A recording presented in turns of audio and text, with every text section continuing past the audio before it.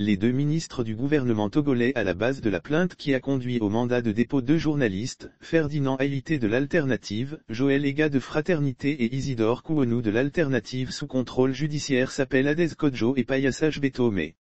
C'est ce que révèle finalement le procureur de la République, Talaka Mawama, au milieu voire photo. On en sait un peu plus sur les auteurs de la plainte contre les journalistes togolais. Deux d'entre eux sont placés sous mandat de dépôt et un autre sous contrôle judiciaire. Les détails sont finalement donnés sur les auteurs de la plainte. Le procureur a rompu au finish le silence et dit tout. Les journalistes actuellement concernés ont animé une émission et lors de celle-ci, explique le procureur de la République, a tenu des propos dans l'émission sur YouTube.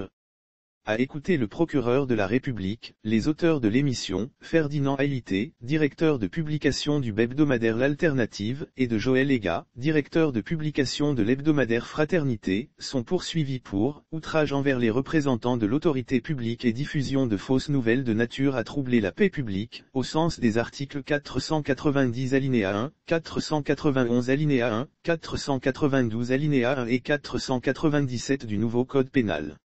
Lundi 6 décembre 2021, j'ai été instruit par le procureur général près la cour d'appel de Lomé, aux fins d'ouverture d'une enquête judiciaire sur dénonciation des ministres Kokouvi Betome, ministre de la Justice et de la Législation, Kodjo Adès, ministre du Commerce, de l'Industrie et de la Consommation locale.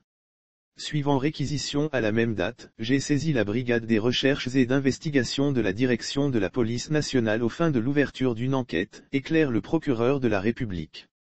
Les propos sont tenus lors de cette émission animée sur le réseau social YouTube, un moyen de communication exclu du champ d'action du Code de la presse, a-t-il dit.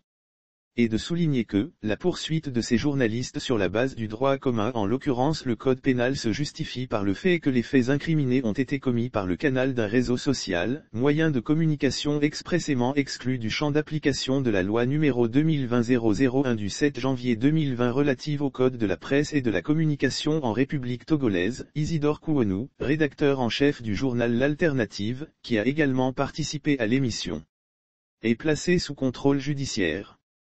Suite à cette convocation en cascade, le corps des journalistes du Togo n'est pas resté les bras croisés.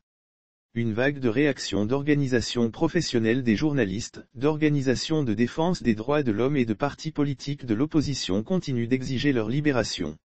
Et les évêques du Togo sont sensibles. Ils ont également plaidé mercredi dernier la libération des personnes interpellées ces derniers jours au Togo.